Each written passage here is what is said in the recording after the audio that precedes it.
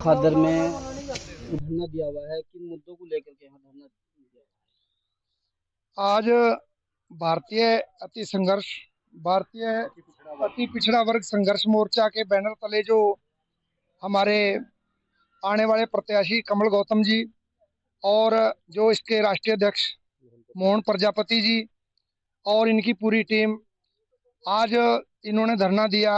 हमारे खादर की जो समस्या है इसको समझा। सबसे पहले तो मैं इन्हें बार बार इनका दिल से गहराइयों से धन्यवाद करता हूं कि इन्होंने खादर की पीड़ा को समझा, क्योंकि ऐसे लोग तो बहुत होते हैं जो अखबारों में छपवा के चले जाते हैं, आए थोड़ी देर के लिए फोटो खिंचवाई और बाइट दी और चले गए। और ये हमारे बीच में जो पहले ऐसे प्रत्याशी होने वाले प्रत्याशी भी हैं तो, और मोहन प्रजापति जो संगठन चला रहे हैं, ये इनका भी बहुत बहुत धन्यवाद कि इन्होंने हमारे खादर की पीड़ा समझी और आज ये 2 दिवसीय धरने की घोषणा की। और धरना जो चल रहा है, हमारी भारतीय किसान यूनियन की जो टीम है इसने इन्हें समर्थन दिया है और ये आश्वासन दिया है कि हमारी जहां भी इस विषय में जरूरत पड़ेगी हम आपके साथ कंधे से कंधा मिलाकर खड़े हैं, हर समय इनके साथ खड़े हैं, क्षेत्रवासियों के साथ खड़े हैं। अगर इनके पुल की समस्या का समाधान न हुआ तो फिर किसानों का किस तरह का निर्णय रहेगा? देखो जी, घोषणा तो करेंगे मोहन प्रजापति जी या कमल गौतम जी, जो भी घोषणा करेंगे। बाकी हम इनसे विश्वास ये दिलवाते हैं कि तन मन धन से और जितना इन्हें जन सैलाब चाहिए, जितना इन्हें जन समर्थन चाहिए, वो आपके बीच में आपके माध्यम से भी मैं कहूँगा कि जब भी फोन करेंगे, रात दिन किसी भी टाइम फोन करो, हम इस काम के लिए अपनी जीन जान अड़ा देंगे। और इस क्षेत्रवासियों का भला होना चाहिए, सभी के साथ हैं और इन्हें यही आश्वासन दिलवाता हूँ जहाँ भी हमारी जरूरत पड़े हम साथ खड़े हैं और जो भी ये आगे घोषणा करेंगे उसका हमारा पूर्ण समर्थन रहेगा। धरना दिए बैठे हुए हैं, किन मुद्दों को लेकर के आपने धरना दिया है? देखिए, ये भारतीय अति पिछड़ा वर्ग संघर्ष मोर्चे का 2 दिवसीय धरना है। खद्दर क्षेत्र के बड़ीवाला, रामनगर, शेरपुर, नंगला, दुम्मनपुरी, रजगल्लापुर आदि गांव का जो रास्ता है जिस पर नदी के पुल की आवश्यकता है, इसको लेकर ये धरना दिया गया है। और ये धरना सिर्फ प्रजापति समाज का ही धरना नहीं है, ये धरना अति पिछड़े समाज का है और सर्व समाज का है साथ ही साथ। क्योंकि जब कोई सरकारी चीज बनती है या कोई सरकारी सुविधा मिलती है तो उसका लाभ पूरे इस क्षेत्र को और सर्व समाज को मिलता है। सर, जैसे ही बताया जाता है इस शेरपुर खादर में जो है हर साल इसी तरीके से जो है किसान परेशान होते हैं, लेकिन आज आपको जो है किस तरीके से याद है खादर के लोगों की? देखिए, अब धरना वैसे तो समाप्ति पे है।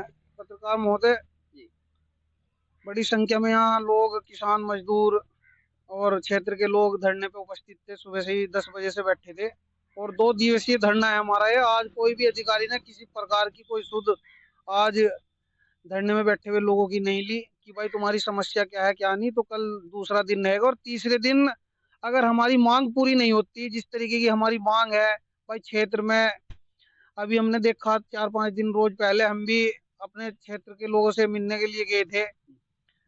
करीब 7 फुट, 8 फुट, 6 फुट पानी जो रोजमर्रा के रास्ते हैं जिन पर रोज लोग चलते हैं, स्कूली बच्चे जाते हैं, किसान, मजदूर, गांव गरीब के लोग जाते हैं जी।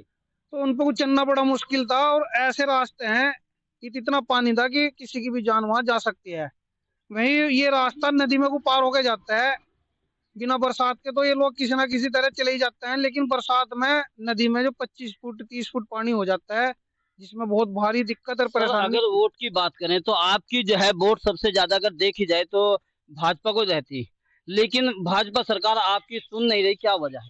देखो, 2 दिन का हमने टाइम दे रखा, अगर ये नहीं सुनने तो इनके बाप की बस की वोट लेनी नहीं है। किसी तरीके से वोट लेके दिखा दियो अब हमारे लोगों की, चाहे हमें अपनी टीम बना के, हमने ये सोच रखा कि अपनी टीम बना के अगर हमारी ये समस्या पूरी नहीं होती तो टीम बना के गांव गांव में किसान के यहाँ, मजदूर के यहाँ, गरीब के यहाँ, हर वर्ग के यहाँ जाने का काम करेंगे और कहेंगे भाजपा सरकार का बहिष्कार करने का पूर्ण रूप से काम करेंगे। और हमारी ये मांग भी है कि 2 दिन के अंदर अगर हमें पूर्ण रूप से लिखित में, चाहे वो जिला का अधिकारी आए, चाहे क्षेत्र का मंत्री आए, कोई भी आए, अगर हमें लिखित में आ गए आश्वासन देगा, आश्वासन से काम नहीं चलना, खोखला आश्वासन से।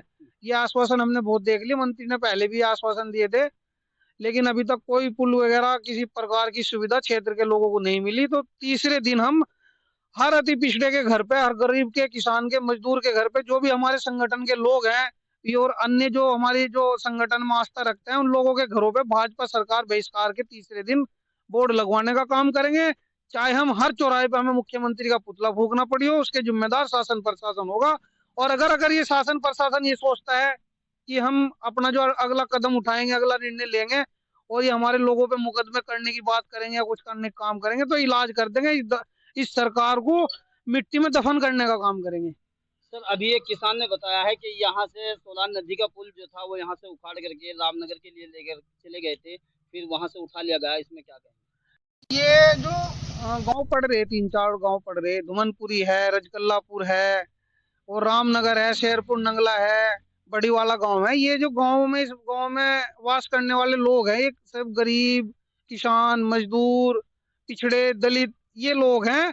और इनके साथ किस तरीके का व्यवहार ये सरकार करती है ये सबको पता है। ये उठा के ले गए होंगे क्योंकि ये लोग बोलने वाले नहीं, दबंग लोग नहीं है, नहीं तो इनका इलाज जब भी हो जाता जब ये उठा के ले गए थे। आपका संगठन कब से कार्य कर रहा है?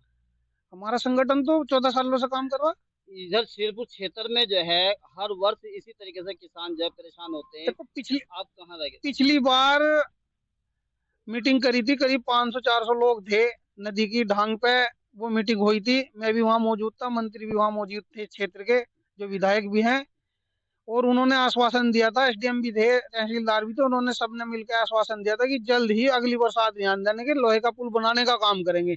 चाहे हम सरकार को ये भेजेंगे वो भेजेंगे, पता नहीं झूठ बोल लेते सच बोल लेते, ये तो हम कह नहीं सकते।